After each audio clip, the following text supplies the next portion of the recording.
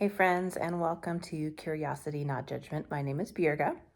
Gary is traveling and we were having a hard time coordinating schedules for this week, so I thought I would just pop on here and do a short and sweet little podcast, I don't know, kind of quickie. So there has been so many things that have happened in the last number of weeks to all of us. You know, pick a person and hear their independent story, and you will hear tales of impact at their job, in their family, in their community, post-election feelings, all of the things, right? We all have a lot going on in our respective worlds. And it is easy to get overwhelmed. It is easy to sometimes lose focus. And it is sometimes natural to just feel a sense of, I quit. I don't have any more to offer. Am I really even making a difference? And so I just wanted to share some curious questions to ask yourself if you are feeling yourself in a space or a place of being overwhelmed or frustrated or fatigued with all of the things that you are facing. And I cannot take credit for these questions. I mean, they're simple questions, and you'll hear what I mean in just a moment, but the questions brought together in its present format really came through this app that I use on a daily basis called Glorify, and it was a little devotional study and brought these questions together in this context. And so I thought I'd share them with you just because I thought they were powerful together. So first off, if you are feeling that sense of, I just don't know what else I have to offer, or I don't know if my voice makes a difference, I don't know if the things I'm passionate about, the things that I care about, if I'm even making inroads, I think this is a really good moment for you to stop and consider these questions for yourself, to ask these questions and to begin to reshape the narrative around what might be possible rather than what is impossible. So here they are. Number one, what do you have? And I know that seems very simplistic. Again, these are all going to be very simple questions, but to ask the question, what do you have? To begin to consider you may have more than you think you have.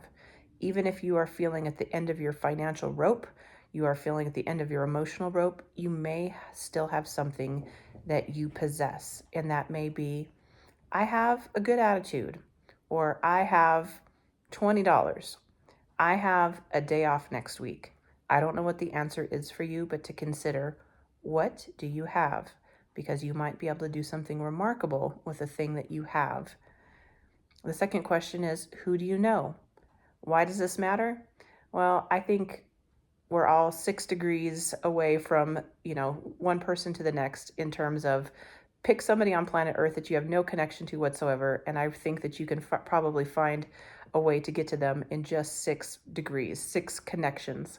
And I know that there's the old game around 6 degrees to Kevin Bacon. If you've never heard of this game, the idea is, how do you connect yourself to Kevin Bacon in 6 steps, right? So maybe you know somebody who is a movie extra on a particular film series, and from there, that person knew the makeup artist that was Kevin Bacon's makeup person on another film, and there you go, you get connection in 2, right? But we have such ability to connect as people if we just spend the time giving it some creative thought. And so if you know me personally, you've got 1 degree to Kevin Bacon. Just as a point of note, I'll share a very funny story, or very silly story, I guess, not more than funny. I was in New York City with my husband many, many years ago, and we were walking around, and it was my first time there, and I was in awe of everything, and I was looking around and not paying attention where I was going, and boom, I ran into this guy, and I look up, I kid you not, it's Kevin Bacon. So at the time, his wife was on Broadway, and I don't know if they live in New York full time. I don't think they do, but maybe we're there for a season while she was on Broadway. And I was very flustered, and I just said, "Oh, I'm so sorry, excuse me." And he said something like, "No problem," and then he went on. So, do I know Kevin Bacon? No, I don't, but I literally ran into him. So, the point being to all of this, the who do you know question is an important one. And with a little bit of thought and creativity, you might be able to connect to some people of influence. And so maybe you know the next door neighbor of the person who babysat the mayor. Maybe you work down the hall from somebody who serves on a board of directors for an organization that you really want to get involved in. I don't know what you're after. This is, again, very personalized, very individualized, but who do you know? Begin to think creatively around how you can leverage relationship. Next up, what can you do? We all have some talents and some gifts that you may not think are important in the ultimate quest you are after, but you never know how impactful that skill could be to somebody else who just doesn't possess it and could use it. I always use the example, especially for the nonprofit space. We get, asks for volunteers all the time. We have people that want to volunteer their service. And could I use somebody to pull weeds and pack bags? Yes, I could always do that. But what we often need is specialized skill. Are you a gifted accountant? Do you have experience working and communicating in government? Are you somebody who host big events and you know how to run parties really well?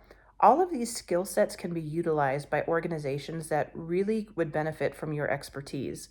And you may think that a passion or something that you do, a strong suit that you have, may not be like the it factor, but you would be surprised to learn how impactful that is to somebody else. And so utilizing that skill, utilizing that gifting to see how you can pour into somebody else or into another organization and maybe leverage that in the future for something bigger and grander that you are dreaming of. Next up, where can you speak up? This doesn't have to happen all the time, and it doesn't have to happen in grand spaces. You don't have to speak in front of Parliament or in front of Congress or, on a social media platform in front of 10 million people. But you could speak up when you see a kid being bullied. You could speak up when you see something that's not right that's happening in a space around you. Of course, I always advocate for wisdom. If you're going to speak up in a space that could cause you physical harm, you have to weigh that carefully. But can you use your voice? Can you be an advocate for somebody else? Can you speak up on behalf of somebody who is being mistreated?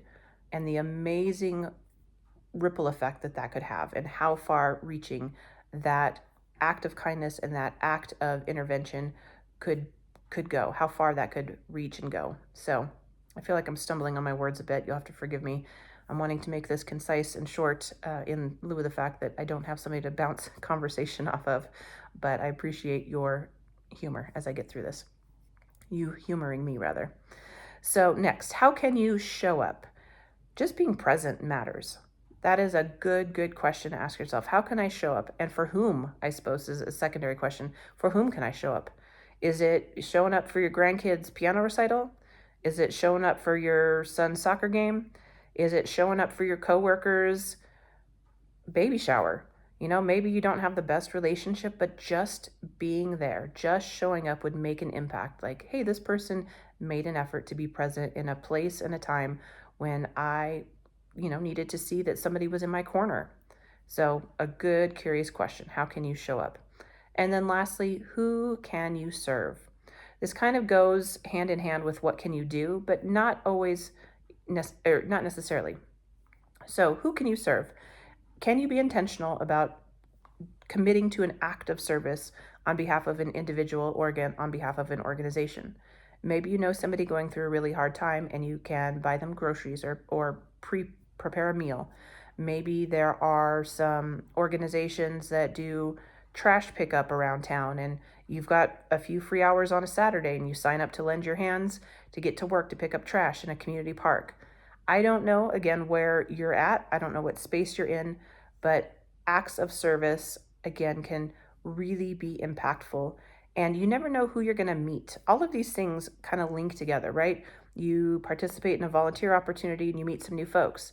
And that connects to the who do you know question, because maybe you end up serving alongside somebody who's on city council. I don't know. But it's just amazing how interconnected our lives are. And I know this seems very just simplistic in nature, and it is, but I hope these questions are powerful enough to get you thinking about, okay, I was feeling a little defeated. I was feeling a little, I don't know, even put out or put off from engaging in the future, but maybe taking some time to think through some of these elements might give you the opportunity to reinvigorate yourself, to think a little bit differently, and to just throw yourself back into the ring a little bit. So let me go over those 6 curious questions one more time. What do you have? Who do you know? What can you do? Where can you speak up? How can you show up? And who can you serve? So, a little nugget for today's episode, but I hope it serves a good purpose in helping you be curious on your quest to be a part of a community in a powerful way. So you guys have a great week, and we'll catch up again next time right here on Curiosity, Not Judgment. Thanks for listening.